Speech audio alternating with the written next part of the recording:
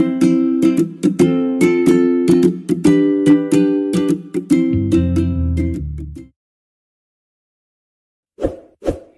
Video को like करें, हमारे चैनल को सब्सक्राइब कर बेल आइकन जरूर प्रेस करें।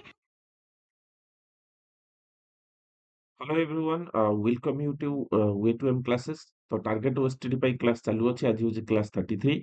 तो आपनकर आजिकार कंटेंट होची self assessment and peer assessment. तो आपण जदि चैनल को प्रथम थर विजिट करथबे ताले सब्सक्राइब करने बेल आइकन प्रेस करदेबे। जेतेबेले कोनोसी नुवा वीडियो अपलोड होची आपन सर्वप्रथम नोटिफिकेशन माध्यम पाई परिबे।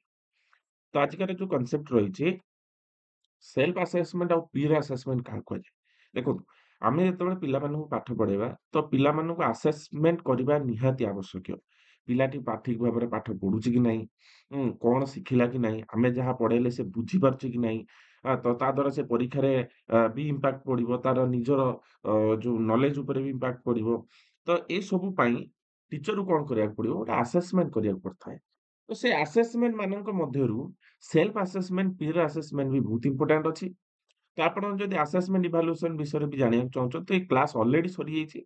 आपण ई चैनल लो प्लेलिस्ट जिवे pedagogy classes for the OTET OSSTET CTET ए जो आपण प्लेलिस्ट अछि ये प्लेलिस्ट रे आपण जाइକି देखि नै परिबे। आपण डे 1 नु क्लास चालू अछि। 1 नंबर क्लास रु नै के आज होची 33 क्लास या भीतर ऑलरेडी डिस्कस ହେଇछि जे असेसमेंट आ इवैल्यूएशन का कुआ जाय आ इवैल्यूएशन केते प्रकार अछि सब डिस्कस ହେଇछि। तो आजिकार जो कॉन्सेप्ट होची सेल्फ असेसमेंट और पीयर असेसमेंट जोटा ओएसटीडी सिलेबस भीतर अछि सेटा को आज डिस्कस करूछु। तो प्रथमे आमे जानिबा जे सेल्फ और पीयर असेसमेंट आमे काहा कहउछोंती।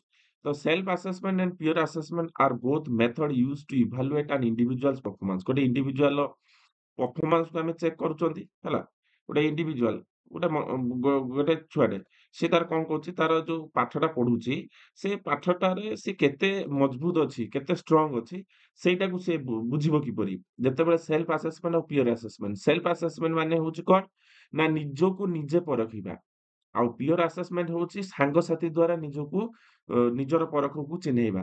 तो ए होची कोन ना निज को असेसमेंट करबा और सांग साथी द्वारा असेसमेंट करबा एटा को बुझौची सेल्फ असेसमेंट और पीयर असेसमेंट। तो both method used to evaluate the individual performance गोटे परफॉर्मेंस को चेक करूछंती लर्निंग को चेक करूछंती आउ कोन कंट्रीब्यूशन को चेक करूछंती both they involve different perspective and process को बुझौची। तो ये होची कोन ना सेल्फ असेसमेंट और पीयर असेसमेंट को हमें बुझिले। प्रथमे जानिबा सेल्फ असेसमेंट का को जाउची। हाँ, तो self assessment refers to the process where individual evaluate their own performance. जेतेबेले गोटे इंडिविजुअल निज परफॉर्मेंस को चेक करि पारुची हला निज परफॉर्मेंस जोटा रहिची ताकू से कोन करूची चेक करि पारुची। तापर कोन करूची ना स्किल्स हम कोन काहे बुझौचंदी स्किल्स को बुझौचंदी हला। तो निज परफॉर्मेंस को बुझौचंदी स्किल को बुझौचंदी स्ट्रेंथ को निजर स्ट्रेंथ को एरिया ऑफ इंप्रूवमेंट कोठी इंप्रूवमेंट रा आवश्यकता अछि निजर। हाँ, तो जेतेबेले गोटे चैप्टर पढुचंती बा गोटे सब्जेक्ट पढुचंती से सब्जेक्ट को जगह कोन इंप्रूवमेंट रा आवश्यकता अछि ताकू बुझिबा। आउ the person reflect on their own work निज काम रे बा निज पाठ पढ़ा रे से केते स्ट्रांग अछि केते मजबूत अछि और प्रोग्रेस केते प्रोग्रेस अछि compares it agents and prescribe the criteria predefined criteria and provides the judgment on how well they think they perform। ता माने निजर जजमेंट निजे देई परिबे जे निजर केते इम्प्रूवमेंट ହେଇଛି ଆଉ କେତେ ଆବଶ୍ୟକତା ଅଛି ଏ ସବୁକୁ ବୁଝଉଛି ସେଲ୍ଫ ଆସେସमेंट। ମନେ ରଖନ୍ତୁ ଅଣ୍ଡରଷ୍ଟାଣ୍ଡିଂ ବେସ୍ ରେ क्वेश्चन ଆସିବ ଏତରୁ ଆପଣଙ୍କର ଜଷ୍ଟ ଗୋଟେ ଷ୍ଟେଟମେଣ୍ଟ ଦେଇ ପଚାରିବ ଏଟା ସେଲ୍ଫ ଆସେସमेंट को ବୁଝଉଛି କି ପିଓର ଆସେସमेंट को ବୁଝଉଛି କାହା ବୁଝଉଛି ଏଟାକୁ ମନେ ରଖିଥିବେ। तो सेल्फ असेसमेंट बुझौची कोन ना निज द्वारा निजको चिन्हि परिबा निजर प्रोग्रेस जानिबा निजर इम्प्रूवमेंट जानिबा निजर स्ट्रेंथ जानिबा निजर निजको निजे जजमेंट दबा दैट इज होची कोन आमे कहउचंती सेल्फ असेसमेंट वाली आमे कहउचंती। तो सेल्फ असेसमेंट रो किछि की कांसेप्ट रहिछि आमे ता विषय जानिबा की कांसेप्ट फर्स्ट होची कोन रिफ्लेक्शन। रिफ्लेक्शन कोन ना the person reflect on their own achievement निज अचीवमेंट को निजे रिफ्लेक्ट करेबा चैलेंजेस को बुझिबा पर्सनल डेवलपमेंट को बुझी परिबा कोन को आउछ रिफ्लेक्शन। रिफ्लेक्शन निजको निजे रिफ्लेक्ट करै परिबा निजर निजे अचीवमेंट को जानि परिबा चैलेंजेस को आ डेवलपमेंट को जानि परिबा सेटा बुझी रिफ्लेक्शन। मन को तो कीवर्ड की एस्पेक्ट भी क्वेश्चन आसे जो which of the key aspect refers to the for the self assessment को बुझौछ हला। तापर इंडिपेंडेंटनेस ଇଣ୍ଡିପେଣ୍ଡେଣ୍ଟନେସ୍ ମାନେ ନିଜକୁ ନିଜେ ନିଜ କାର୍ଯ୍ୟଶୈଳୀକୁ ନିଜେ ନିଜ ଇଚ୍ଛାରେ ଚିହ୍ନି ପାରିବ। Without external input. ବାହାରୁ କେହି ତମକୁ କଣ ଜଜ୍ କରିବେନି। ଯାହା ନିଜ ଦ୍ୱାରା ନିଜକୁ ହିଁ ଚିହ୍ନିବ ସେଇଟା ହଉଛି ଇଣ୍ଡିପେଣ୍ଡେଣ୍ଟନେସ୍।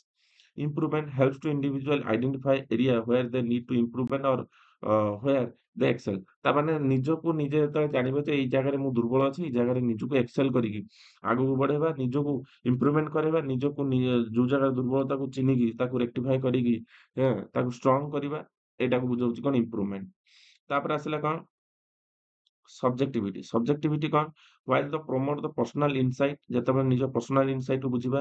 Self assessment can be biased or overly critical since it based on the one own perspective. ତ ନିଜ ପର୍ସପେକ୍ଟିଭ ସବୁବେଳେ ବୁଝିବ, ଇନସାଇଟ୍ କୁ ବୁଝିବାକୁ ପଡିବ। ଯଦି ସେଇଟା ନ ବୁଝିପାରିବ ତାମାନେ ସେଲ୍ଫ ଆସେସମେଣ୍ଟ କିଛି ବି ମୂଲ୍ୟ ରହିବନି। ତ ନିଜକୁ ନିଜେ ଇନସାଇଟ୍ କୁ ବୁଝିବା ଦରକାର ହେଲା। ତାପରେ ହଉଛି କଣ ଏକ୍ସାମ୍ପଲ ଆମେ ଜାଣିବା। Student evaluate their own essay against rubric. ତାମାନେ ନିଜର ଯୋଉ କାର୍ଯ୍ୟଶୈଳୀ, ନିଜର ଯୋଉ କାର୍ଯ୍ୟପନ୍ଥା, ନିଜର ଯୋଉ ଆର୍ଟିଷ୍ଟିକ ୱେ ଅଫ ନେଚର, ନିଜକୁ ଯୋଉଟା କି ନିଜକୁ ଇଭାଲୁଏଟ୍ କରିପାରୁଥିବ ସେଇଟାକୁ ବୁଝଉଛି ଆମେ ସେଲ୍ଫ ଆସେସମେଣ୍ଟ। ତାପରେ ଆସିଲା କଣ an employee the assessing their contribution to the project at work. ତ ପ୍ରୋଜେକ୍ଟ ୱାର୍କ ଯେତେବେଳେ କରୁଛନ୍ତି ନିଜର ଆସେସ୍ କୁ ବୁଝିପାରୁଛନ୍ତି। ରିବ୍ରିକ୍ ୱାର୍କ ଯୋଉକୁ ଆମେ କହୁଛନ୍ତି, ପ୍ରୋଜେକ୍ଟ ୱାର୍କ କହୁଛନ୍ତି। ଏ ସବୁ ଜାଗାରେ ପିଲା ନିଜକୁ ନିଜେ ଯେତେବେଳେ ଆସେସ୍ କରୁଛନ୍ତି, ମୋ ପ୍ରୋଜେକ୍ଟ ୱାର୍କଟା କେତେ ଭଲ ହେଇଛି, ସମସ୍ତେ ଅଧିକ ଭଲ ହେଇଛି କି ନାଇଁ, କୋଉଠି ମୋର ତ୍ରୁଟି ରହିଲା, ଏ ସବୁକୁ ଜାଣିପାରିବାଠୁ ବୁଝା ହଉଛି ସେଲ୍ଫ ଆସେସମେଣ୍ଟ କୁ ବୁଝଉଛି।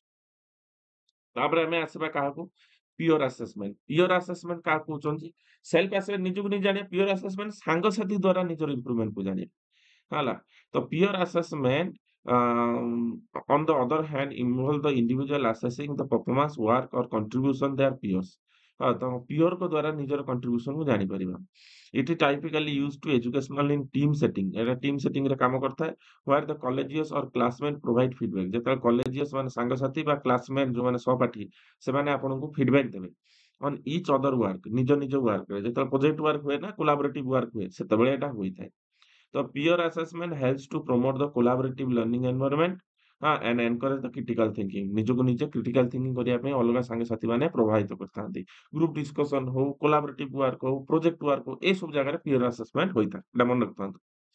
ତାପରେ ତାର କି ଆସ୍ପେକ୍ଟ ଅଫ ପିଅର ଆସେସମେଣ୍ଟ କଣ? ଫାର୍ଷ୍ଟ ହଉଛି କୋଲାବୋରେସନ। କୋଲାବୋରେସନ ମାନେ ସହପାଠୀଙ୍କ ସହିତ ମିଶିକି ଗୋଟେ ପ୍ରୋଜେକ୍ଟ କରିବା, ଗୋଟେ ପାଠଟା ପଢିବା, ସେଟା କୋଲାବୋରେସନ କୁହାଯାଏ। ତ ଏନକରେଜ ଇଣ୍ଡିଭିଜୁଆଲ ଟୁ ପ୍ରୋଭାଇଡ ଦ କନଷ୍ଟ୍ରକ୍ଟିଭ ଫିଡବ୍ୟାକ୍ ଟୁ ୱାନ୍ ଆନାଦର। ତାମାନେ ନିଜ 5 ଜଣିଆ ଗ୍ରୁପ ହେଲେ ଆପଣ ଗୋଟେ ପାଠ ପଢୁଛନ୍ତି, ସେଟା 5 ଜଣିଆ ଭିତରେ ତାକୁ ସବମିଟ କରିବାକୁ କୁହାଯାଇଛି। ତ ଆପଣ ନିଜର ଯୋଉ ଭୁଲଟା ଥିବ, ଅଲଗା ଜଣେ ଆପଣ ଭୁଲ କହିଦେବେ, ଆପଣ ଆଉ ଜଣଙ୍କର ଭୁଲଟା କହିଦେବେ, ସେଟା ଫିଡବ୍ୟାକ୍ ହିସାବରେ ଯିବ। ଏଟା କୋଲାବୋରେଟିଭ ୱାର୍କ କୁହାଯାଉଛି, ଯାହାଦ୍ୱାରା ଆପଣ ପିଅର ଆସେସମେଣ୍ଟ ହେଇପାରିବ।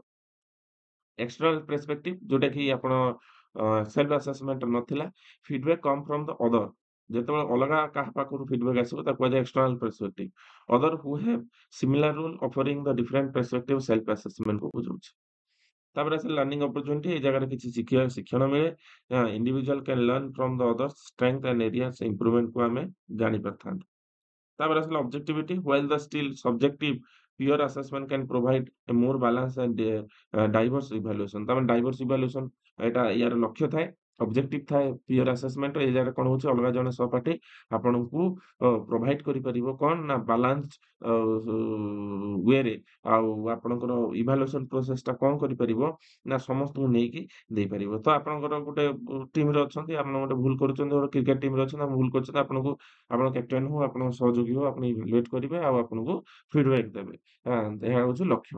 ତ ଏଇଗୁଡା ହଉଛି କି କନସେପ୍ଟ। ଆମେ ଏକ୍ସାମ୍ପଲ ଜାଣିବା।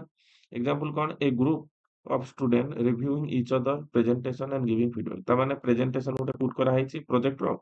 ସମସ୍ତଙ୍କୁ ଧର ରାମର ପ୍ରେଜେଣ୍ଟେସନ ହରିକି ଦିଆଗଲା, ହରିର ପ୍ରେଜେଣ୍ଟେସନ ରାମକୁ ଦିଆଗଲା, ସୀତାର ପ୍ରେଜେଣ୍ଟେସନ ଗୀତାକୁ ଦିଆଗଲା, ଗୀତାର ପ୍ରେଜେଣ୍ଟେସନ ସୀତାକୁ ଦିଆଗଲା। ତ ଏ ମାଧ୍ୟମରେ କଣ ହବ, ତାର ଯାହା ଭୁଲ ଥିବ ତା ଇଚ୍ ଅଦରକୁ ଜଣେଇଦେବେ। ଏଇଟା ହଉଛି peer assessment. Team member evaluating each other contribution to group project. Group ପ୍ରୋଜେକ୍ଟରେ ଏଟା ହୋଇଥାଏ। ଟିମ୍ ମେମ୍ବର ତାକୁ ଇଭାଲୁଏଟ କରିଥାନ୍ତି। ତ both the method are valuable for fostering growth. ଗୋଟେ ପିଲାର ଗ୍ରୋଥ ପାଇଁ ଏଇ ଦୁଇଟା ମେଥଡ ବହୁତ ହି ଆବଶ୍ୟକ। ବଟ୍ ଦେ ଆର୍ ଅଫେନ୍ ମୋର ଇଫେକ୍ଟିଭ ହ୍ୱେନ୍ ୟୁଜ୍ ଟୁଗେଦର। ଯେତେବେଳେ ଏଟା ଟୁଗେଦରଲି ୟୁଜ୍ ହବ, ମାନେ ଯେତେବେଳେ ଆମେ ସେଲ୍ଫ ଆସେସମେଣ୍ଟ ପ୍ରୋସେସ ବି ରଖିବା, ପିଅର ଆସେସମେଣ୍ଟ ପ୍ରୋସେସ, ସେତେବେଳେ ଏଟା ଆହୁରି ଇଫେକ୍ଟିଭ ହୋଇଥାଏ। as they provide the different insight into the individual's performance and area for the development ପିଲାମାନଙ୍କର ଡେଭଲପମେଣ୍ଟ ପାଇଁ ଏଇଟା କାମରେ ଆସିଥାଏ। ତ ଆଜିକାର କ୍ଲାସ୍ ହଉଛି ସେଲ୍ଫ ଆଉ ପିୟର ଆସେସମେଣ୍ଟ ଥିଲା। ନେକ୍ସଟ କ୍ଲାସରେ ନେକ୍ସଟ ଟପିକ୍ ସହିତ ଦେଖା ହବା। ଯଦି ଭିଡିଓ ଆପଣଙ୍କୁ ଭଲ ଲାଗିଥିବ ଆପଣ ଲାଇକ୍ ସେୟାର କରିଦେବେ। ଆଜି ପାଇଁ ଏତିକି। ଧନ୍ୟବାଦ ସମସ୍ତଙ୍କୁ।